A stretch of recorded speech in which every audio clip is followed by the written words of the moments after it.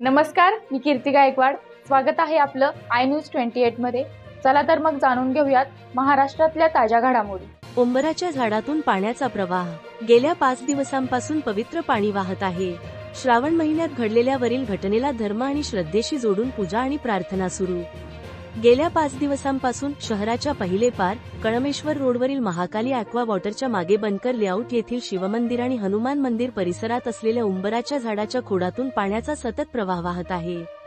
हा देवाचा चमत्कार मानून पूजा आणि उत्सुकतेचे वातावरण आहे आणि भाविक वरील जलप्रवाह पाहण्यासाठी आणि पवित्र जलग्रहण करण्यासाठी गर्दी करत आहेत. बनकर लेआउटचे युवा सामाजिक कार्यकर्ते आणि महाकाली ॲक्वा वॉटर कंपनीचे संचालक वासुदेव मेन्हदोले यांनी आमच्या स्थानिक प्रतिनिधीला वरील घटनेची माहिती दिली आणि गेल्या 5 दिवसांपासून वाहणाऱ्या वरील जलप्रवाहाबद्दल सांगितले. जेव्हा आमचे स्थानिक प्रतिनिधी घटनास्थळी पोहोचले आणि त्यांनी पाहिले की उंबरच्या झाडातून पाण्याचा एक अखंड प्रवाह वाहत आहे. याला लोक भोले बाबांचा चमत्कार मानून त्याची पूजा करताना दिसत आहेत. वरील घटनेचे पहिले प्रत्यक्षदर्शी कोलबा मंडलिक आणि त्यांचे कुटुंब आणि परिसरातील लोकांशी बोलताना त्यांनी सांगितले की दरवर्षीप्रमाणे यावर्षीही शुक्रवारी जुलै 18 रोजी सदर उंबराच्या झाडाची छाटणी करण्यात आली, ज्यामध्ये सदर झाडाच्या सुमारे 8 ते 10 फांद्या तोडण्यात आल्या. त्यात संध्याकाळपासून छाटलेल्या एका फांदीतून पाणी रिसताना दिसले, ज्याकडे सुरुवातीला दुर्लक्ष करण्यात आले, परंतु दुसऱ्या दिवशी सकाळी सदर पाण्याचा प्रवाह थांबण्याऐवजी अधिक तीव्र होऊ लागला.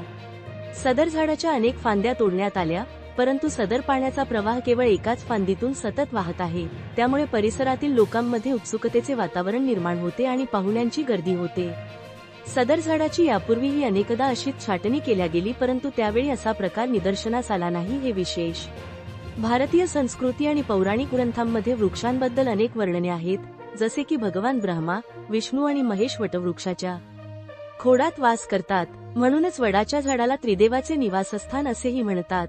त्याचप्रमाणे उंबराच्या झाडात धन संपत्तीचा देव कुबेरचा असतो असे बोलल्या जाते.